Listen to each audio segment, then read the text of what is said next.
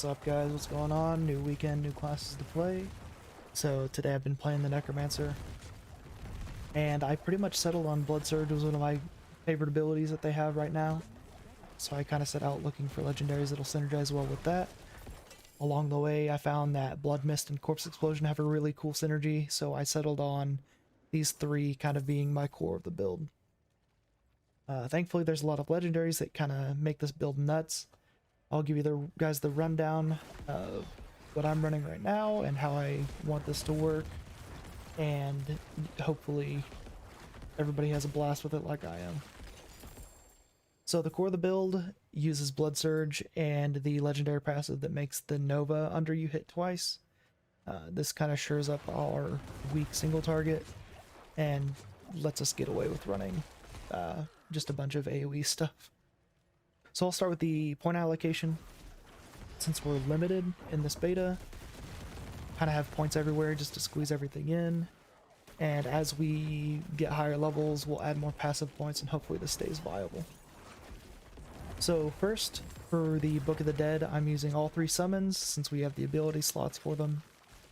For the warriors, I'm using Defenders and the first passive that negates damage every 8 seconds. For mages, I'm using Cold Mages, and the passive that gives us 2 essence every time they attack. For the golem, I'm using the first passive that sheds us a corpse every now and then, just to help with our corpse generation. Alright, now the talent tree. For the basic skill, I took Reap as a good sweep for damage with a good DR. It gives us 15% DR on demand. With Enhanced Reap, we also get a corpse generation. This will help us with elites and bosses. Bosses don't like to give a lot of corpses out, so this just gives us an ability to generate our own. The second ability that we'll take is Blood Surge. With Blood Surge, we basically have a screen-wide AoE. It does a crap ton of damage, and it will almost one-shot every non-elite whenever you have it even a little bit buffed. So you'll take Enhanced Blood Surge, that gives you Sustain, it gives you a heal every cast. Take Paranormal Blood, it gives us a guaranteed overpower, and that helps us with our single target damage since we can stack overpower and guarantee it. The third ability to take is Blood Mist. This is the other core of the build. You need this to trigger the corpse explosions with the legendary. Just take 1 point for now. Look for items that'll give you points. They'll give you a reduced CDR. If you can't find those, take armor pieces that give you corpse explosion. Enhanced Blood Mist will give us CDR whenever we cast our blood surges. Whenever we overpower, we just get free CDR. And then Ghastly Blood Mist will give us more corpse generation. It gives you a corpse every second. If you feel like you're good on your corpse generation, take the other one that gives you Fortify every time you hit an enemy. The next ability is Corpse Explosion. Take this and just take 1 point, get the first passive to get the improved AoE on it. We don't have a lot of points to spare, but if you get armor pieces that give you more points in it, it'll just make your damage a little bit higher. The next ability is Bone Prison. Take 1 point, pick up Enhanced Bone Prison. It gives us more essence generation. If you catch a pack in it, it'll fill your bar immediately, so you can like dump surges, catch a pack, and dump surges again. And also take Ghastly Bone Prison. This will give us a free vulnerability for bosses and elites, so whenever we're having trouble with them, we can just throw this on them, put the golem on them, and go to town. The rest of the ability points that I have are in Death's Embrace for close damage and DR. We put 1 point in Gruesome Mending. Since we don't really need the healing, we just want to get further down the passive block. Pick up Coalesce Blood for the improved blood damage, and then pick up 1 point in Tides of Blood for improved overpower damage. Alright, so now the fun part, the legendaries. This build is pretty nasty, as you saw. So I'll put up a screenshot of what I'm wearing currently. This is pretty much what I want to wear. There is probably a couple pieces that can be swapped out for something better. But for now, this works. So the top 4 pieces I'd say are must-haves for it to work, absolutely. The first one, the consuming a corpse, increases the damage on your next core skill by 10% up to 50%. It's not in the codex, so you have to get it from an item and extract it, or just get a good item you can use with it.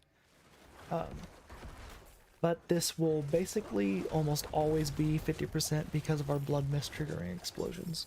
I cannot carry more. The next item is blood mist will trigger our corpse explosion when we walk over the corpse. Additionally, when we explode a corpse, the cooldown is reduced by 1 second each time. So whenever you're clearing packs, this will pretty much guarantee your blood mist is always off cooldown. Next, this ability is in our codex. It's called the Blood Bathed aspect. You can get it from completing the Hoarfrost demise in Fractured Peaks. That's one we can get done now. The range on the ability is kind of low from like the codex, so if you can get one from an item that's higher, I would suggest just extracting that or using that item if you get it. This is free damage on our Blood Surge, on bosses and elites. It benefits from the damage stacking of all of our other abilities. So basically whenever you cast, you put down a little nova. This item makes you do 2 novas. You'll do reduced damage, but it's basically just a free echo. This kind of helps shore up our single target a little bit. It's still not the best, but I think it fits into the build for what we're trying to do. Next, this is another stacking ability. This is the aspect of the expectant. This one is in our codex, but it can't be unlocked until full release because it's in Skosklin. This makes all of our core ability damage bonus go up to another 50%, so you can get up to 100% extra. I believe this is calculated before our overpower damage, so we can increase our damage up to 100% and then scale our overpower off of that bonus. Hopefully, this scales exponentially so we can make some stupid shit happen.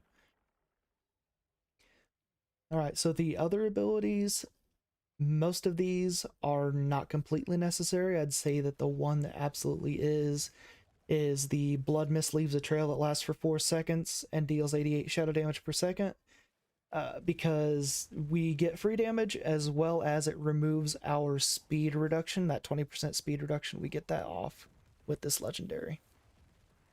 Other than that, the consuming corpse has a chance to spawn a blood orb. The blood orbs are free healing for us, and we're always spawning blood orbs, so this is just free healing whenever we need it. You can always leave them on the ground and pick them up as you go. Next, when Bone Prison drops Blight inside of it, this is also only from an item. It's not in our codex, so you'll have to get it from a drop. And we picked this up, or I picked this up, just to get some extra damage on elites and bosses. It's like just a free dot for us, since we're giving them Vuln from Bone Prison anyways. Getting free damage from it as well is really good. Alright, next, Lucky Hit. Our mages, since they freeze enemies, we always have a chance to spread that. Just a little bit of extra CC is always good. I'm sure there's something better, but this is just a placeholder for now. And on our chest, getting more skeletal mages means that we freeze more elites. Since they attack more often, they're going to freeze more often. And last, our basic attacks giving us 25% damage reduction. This will stack with your Reap damage reduction, giving us like 40% free damage reduction on demand. So I feel like that's going to be one that's going to be pretty core as we get in later difficulties, just so we can stack some DR. Alright guys, anyways, I hope you enjoy the build. Please feel free to iterate on it and give me some feedback or whatever in the comments. As with everything right now, you know, it's all new. People are finding more ways to break the game. And honestly, it's the most fun part about this. I enjoy finding stuff that can break and finding stuff that's overpowered and kind of just running with it. So when we find interactions that break the game, that's the most fun that I look forward to in ARPGs. Other than that, if you guys don't mind liking the video or subscribing if you enjoyed it, really appreciate it. I'm going to leave you guys with some footage of me just kind of playing the build. I noticed some people were upset that I didn't give like a rundown of the rogue stuff on my last video, so I figured I'd add in a little extra bit of footage for a run that I was doing. I mean, it's honestly not that super complex. You want to blood surge to kill your first enemy, and then pop blood mist and run over the corpse. After you hit that first corpse, you should just blow up the pack. Whenever you get to an elite, bone prison it, and then blood surge a couple times. If there's corpses around, hit blood mist. Blood mist also gives you unstoppable, so if you get frozen or anything, just hit it and go. Your mages and warriors, if you have them all summoned, you can hit your summon ability again and summon a priest that buffs them, so do that whenever you can. And if you hit your golem ability again, it will charge wherever your cursor is and taunt everything by it, so if you get into trouble, just hit that. But this build, as long as your blood mist is off cooldown, you're pretty much immune, so blood surge on elites, reap if you start taking damage, and then blood mist. That's pretty much it.